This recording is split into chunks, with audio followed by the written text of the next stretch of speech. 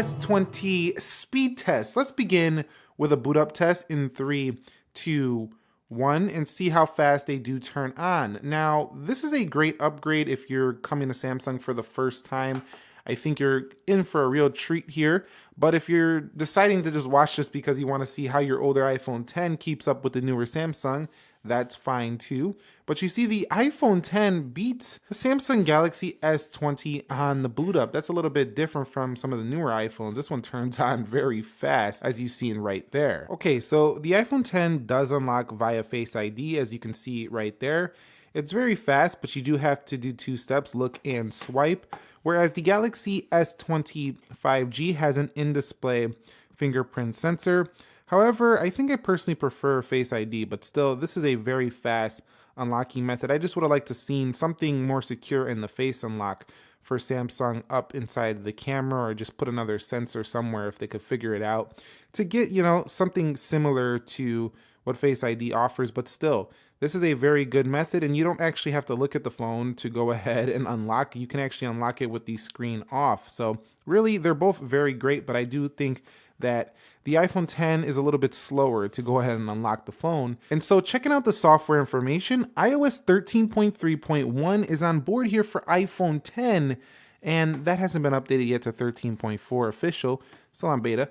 We do have the One UI 2.1 and Android 10 over here for the Samsung Galaxy S20, so both on their current official software. Okay, so everything is closed out for the Samsung Galaxy S20 and everything is closed out for iPhone 10. Let's head into Calendar, and Calendar seems quicker there for Galaxy S20. Let's go into Clock. You can see again, faster for the Galaxy S20. Gestures are also very quick for S20. Let's go into Calculator. And very fast. Now, I didn't tweak any animations. Everything's off on default for the Galaxy S20 as well. Let's go into Weather. And you can see that iPhone wins it there. These ads seem to slow it down. I tried to turn them off in security and privacy. They're still appearing. So if you know how to fully get those off, let me know down below. Let's go into Instagram. And you can see a little faster there for the Galaxy. And then when scrolling through these photos, I noticed that the Galaxy can load the content faster than the iPhone, but overall, very good performance, I think, for a 2017 phone there on the left, but very fast here for the Galaxy. Let's go into Twitter. And if you're always like, you know what, that was faster on the Galaxy. If you always were like, you know what, I want, the Galaxy to be as smooth as my iPhone, or I'm not upgrading, then this is the year to finally upgrade. You can see very good on both. Let's go into Snapchat. A little faster there for Samsung. YouTube, we'll go to the Explore tab here. And you can see both of them do perform at a similar rate, although the 60 hertz refresh rate on the iPhone is not quite as smooth as the 120 hertz here on the right. Let's go into Speed Test. You can see that was faster for the iPhone to find that server. Let's go into Amazon. You can see Amazon is first there on the right. We're already shopping, and that looks good. Let's go into eBay. You can see that is the Samsung, so a marginal but definitely a good upgrade here, I think, in terms of just everyday performance. I think you'll notice it here for the Galaxy. I actually have to skip that. We'll have to do that one again as that ad keeps popping up from my Pandora app. Let's go to Pandora. And you can see that that was the iPhone right there. So the iPhone can take some wins. You can see Geekbench 5, that was the iPhone.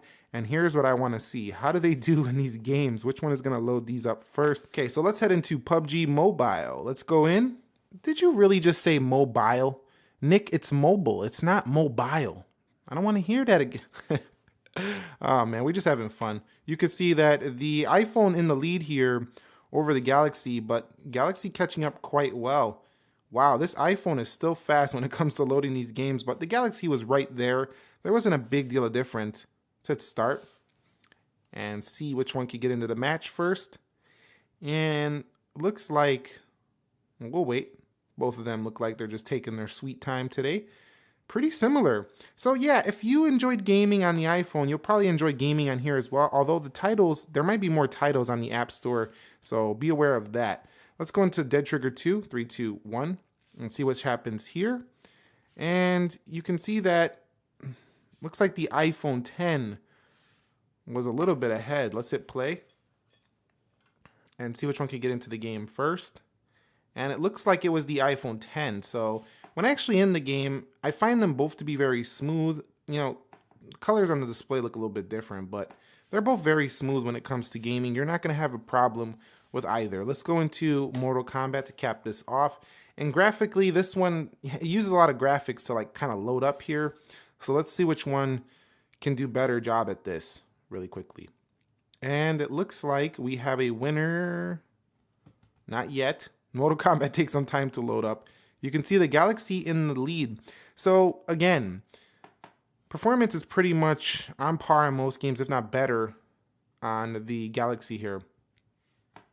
So, it's a 2017 iPhone, so you should be seeing better performance if you're going to upgrade at these years, at this much of a difference in years. So, I would say that overall, the Galaxy is a faster feeling phone than iPhone 10 in the day-to-day performance. Now, let's go ahead and run through multitasking. We do have, or RAM management, excuse me, we do have the 12 gigabytes of RAM here versus 4. Actually, it's 3 here on the iPhone 10. Let's go into the next game.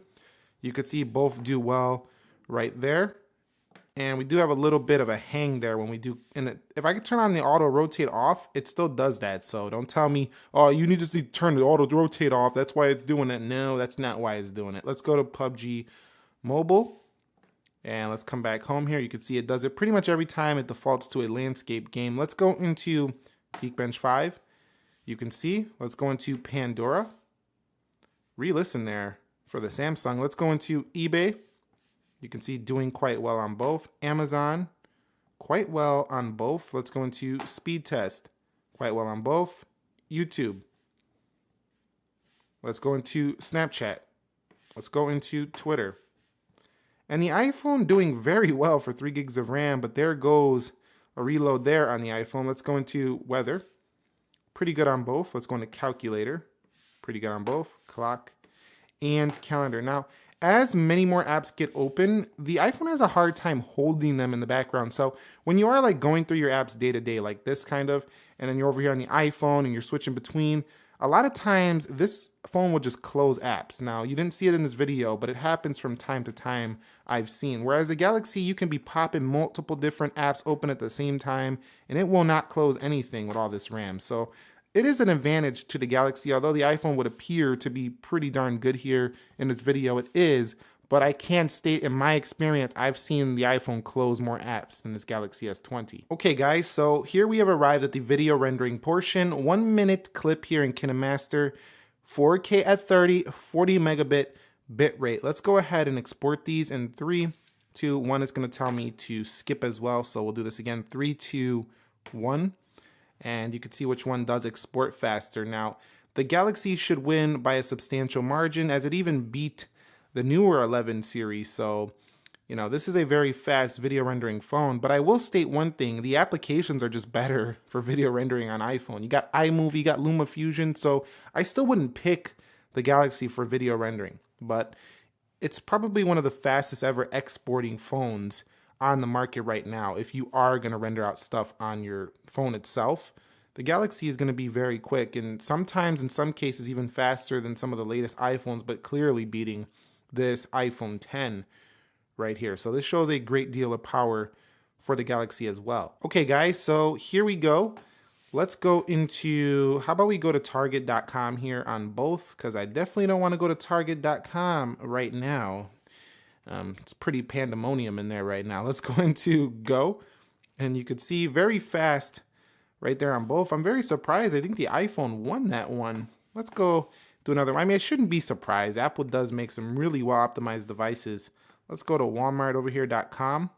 Also a place I wouldn't go right now. Let's hit Go, and you could see looks like it was pretty similar. It might have been the iPhone. It's really hard to see. These are both snapping these browsers open very quick. Now, let me show you one thing that's different though.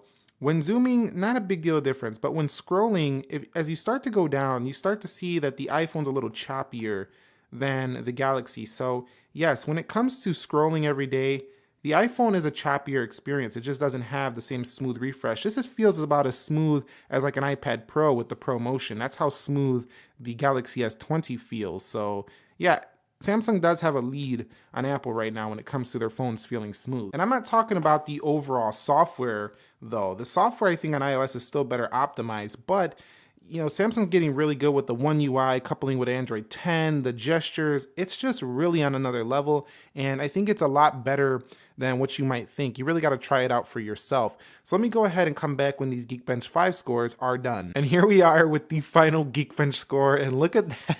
Look at that single score. It's only 2 points better on the Galaxy. All I could think is, oh wow, Apple with these ridiculous Geekbench scores, they really don't mean anything in the day-to-day, but somehow Apple is able to pull off some incredible scores here in these synthetic benchmarks. But I will say one thing, the iPhone is very well optimized, and you could kind of see why it can keep lasting and lasting and lasting, because the scores are usually way ahead of the competition. But in the day-to-day, I'm very pleased with how much Samsung, or how far Samsung has come with the level of smooth. I've been waiting for this for a long time. And so if you were like always wanting to try the Samsung and you always were like, no, my iPhone is smoother, this is a year to jump from your iPhone 10 to the Galaxy S20, and you can get a pretty good trade-in value on this phone, or you could just sell it on the street and get some good money for it as well. But if you're really a fan of the iOS experience and you just don't like Android, it doesn't matter how smooth this phone is, you're not going to like this upgrade. Anyway, if you guys found this video helpful, entertaining, informing, do me a favor, go ahead and click that like button for me, and be sure to be subscribed, as I got many more contents coming your way. I will catch you all in the next episode. Be sure to be well. Peace.